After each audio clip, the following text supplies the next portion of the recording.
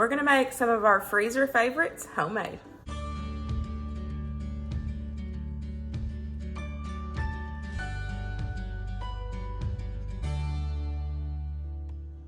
Hey guys, welcome back to my channel, or welcome if you are new.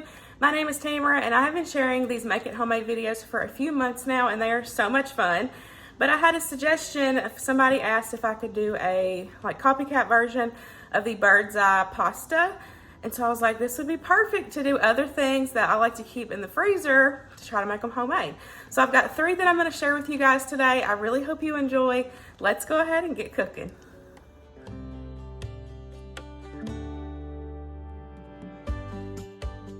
We're going to start out with my homemade version of ham and cheese Hot Pockets. Y'all, these were fire. So good. So I took and made my bread recipe, which I'll have that video linked down below, and I'll have that recipe linked down below. I made it, I split it in half, and so I'm going to be able to make 4 of these ham and cheese Hot Pockets with half of that dough recipe. I'm going to use these ham steaks because that was the cheapest option for me at Walmart, and I'm just going to cut them up myself. And then I'm using some of the Colby Jack cheese sticks. So first I'm going to take and just cut up my ham into smaller pieces. That way it fits better in my Hot Pockets.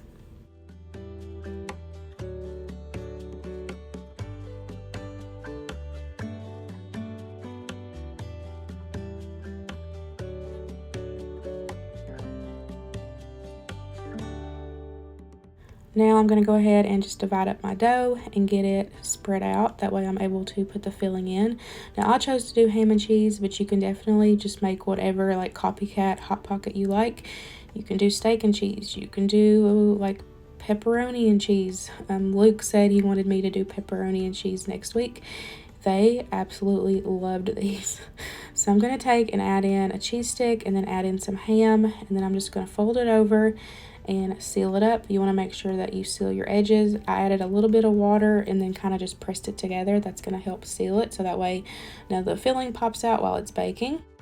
On 2 of these I did 1 cheese stick a piece, and then the other 2 I did 2 cheese sticks a piece with the ham, and we liked it better with the 2 cheese sticks. Now if you don't want to use cheese sticks, you can definitely use cheese slices, like you do Colby Jack, Swiss, whatever cheese slices you want. But for us, the ratio was way better with the 2 cheese sticks and some ham.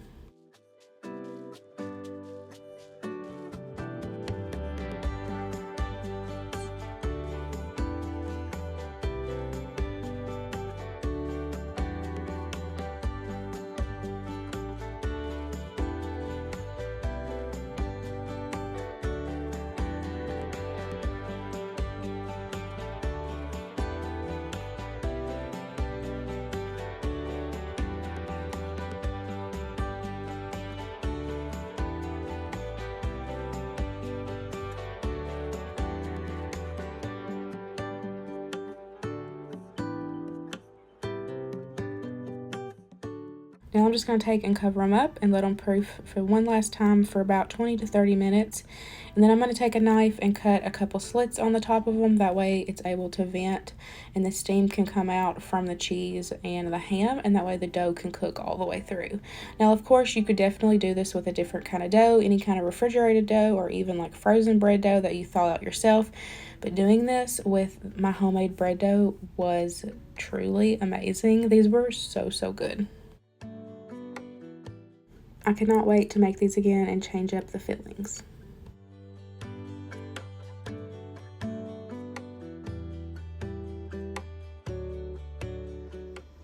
Okay, we're going to do the copycat version of the bird's eye garlic chicken pasta. I had someone that suggest this in the comments a couple videos back, and I was like, yes, I need to try to do that. So I will have the recipe that I'm roughly following down below so y'all can see that recipe, but I'm going to use this chicken fajita that I picked up at Walmart. You can just find this in the refrigerated section.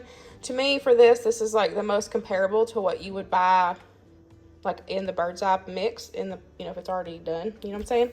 So I'm going to use this. You also need some Parmesan cheese, some noodles. I know this isn't the right kind, but we're working with what we got.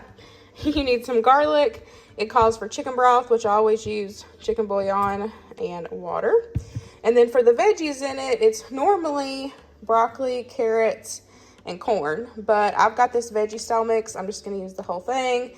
So mine will also have cauliflower, but you can buy separate if you want to, but I didn't see the point. I'm going to use this, and then I'm also going to use probably about a half or so can of this can of corn. You can use frozen corn as well, of course, but your kitchen, your rules, you have fun with it and change it up, you know what I'm saying? So let's go ahead and get cooking. To go along with it, I am going to fix some poor man's garlic bread with these leftover hot dog buns.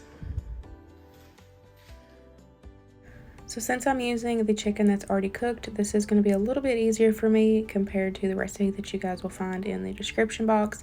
The recipe calls for raw chicken that you're cooking from raw, and then you'll add the veggies and everything in. I'm skipping that step and making it super easy. And like I said, to me, it's a little bit more comparable to what you would get in that frozen section from the Bird's Eye bag. So I'm just going to take and cut up my chicken into smaller pieces. I did add a little bit of butter in there first and kind of flavored up some garlic, of course. You can't have garlic pasta without garlic. And then I added that chicken in, and I'm just going to kind of heat it through. And then I'm going to go ahead and cook my noodles up according to package directions.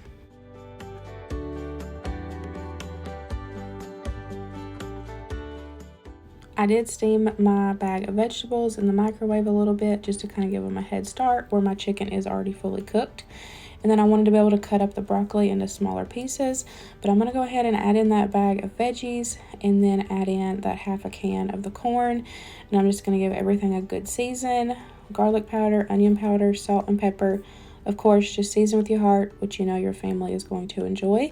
And then we are just going to get that all mixed up. Now, I do have this on a lower heat because everything, because I steamed the veggies already, everything's pretty much cooked. We're just heating it all through. Now I'm going to add in some of that chicken broth. That's also just going to kind of help everything steam together, making sure everything's cooked. And then once the noodles are cooked, I'm going to go ahead and drain them. Now, I did save some of that pasta water. It's really important to save that. That's really going to help bring your sauce together. So here I am adding in some of that pasta water. That's just going to help you make a sauce. Now, you see me adding in a little bit of cream cheese, and this was actually optional in the recipe that you will see linked below. And after mixing it up and tasting it, I still thought it needed something. And so in the recipe, it says add cream cheese. It's optional. And I really think it brought it together, and it kind of gave it a little bit creaminess. Now, of course, like I said, that's optional, so that is a little bit different compared to the package that you can get in the frozen section, but I'm really happy that I did so because it was really good, and I think it helped the overall flavor of it. But you don't necessarily need to add it. And then, of course, add in your Parmesan cheese, give everything a good mix. Here's what it looks like. It was so good. We served it with those hot dog garlic bread, and this was really, really good. We will definitely be making it again.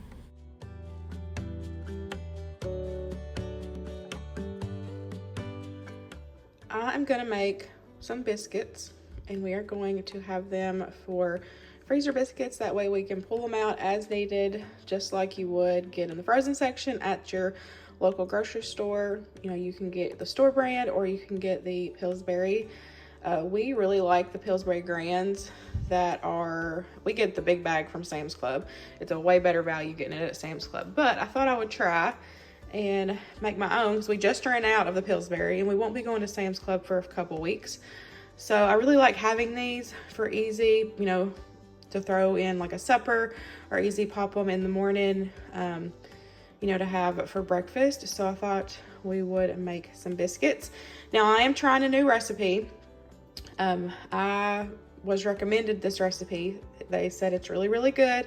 So we're going to give it a try. We'll have it linked down below for you guys. So all you need is some heavy cream, some salt, baking powder, sugar, and then your all-purpose flour. So we're just going to follow the recipe, mix up the biscuits, and then we will, do like you would, but instead of putting them in the oven, we're going to put them in the freezer to have for freezer biscuits. I'm just going to go ahead and get everything mixed together in the bowl. I'm going to add in my flour, my baking powder, salt, sugar, and my heavy cream. Just get it all mixed together, and then we will get it on a tray and get it all patted out to make biscuits.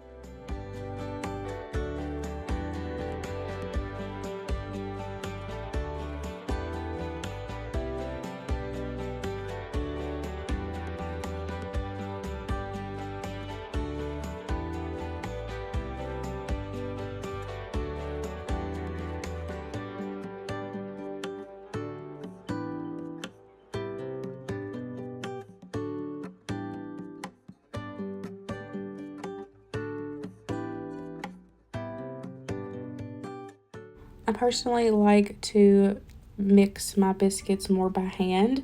That way I know that the dough is not overworked. So as you can see, I mix it in the bowl just until it kind of all comes together and it's not super sticky. And then I finish off, you know, forming the dough on the tray. That way I can feel it, and that way I know I'm not overworking the dough.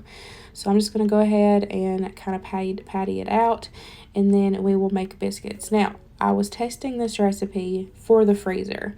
And so now that I know that it turned out and it is absolutely amazing, I'm going to bulk batch this, and I'm going to put a ton in the freezer.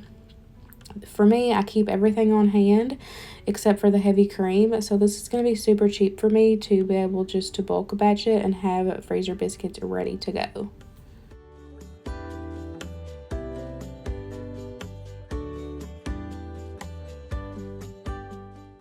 So the recipe that will be linked down below ended up making about 6 biscuits, 5 decent looking ones, and then 1 lumpy one. I feel like every time somebody makes biscuits, you always have a lumpy biscuit. And normally that's my favorite one to eat. So I froze 4 of those biscuits to have in the freezer. That way I could test it out and see how they bake. And then the other 2 I went ahead and baked. And I had those for breakfast. And y'all, this recipe is so good. They were so flaky but moist and buttery. Like, I don't know how to explain it, but they were delicious. Okay, so of course I had to show you guys how they baked up from frozen. So this was the next night. I was making them to go along with our supper. They are frozen solid. I pulled them straight from the freezer. I've got them in a greased baking pan. I'm going to go ahead and pop them in a 400-degree oven. They ended up taking about 20 to 25 minutes. And y'all, here's what they look like. They were so good. I will definitely, like I said, be bulk batching these and having these in my freezer.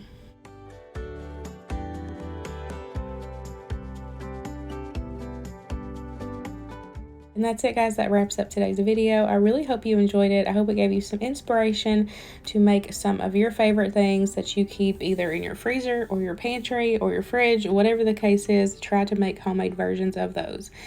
All of these recipes were so good, and I'm so glad I took the time and tried to make them homemade. I really hope you guys enjoyed it, and I will see you in the next one. Bye, guys.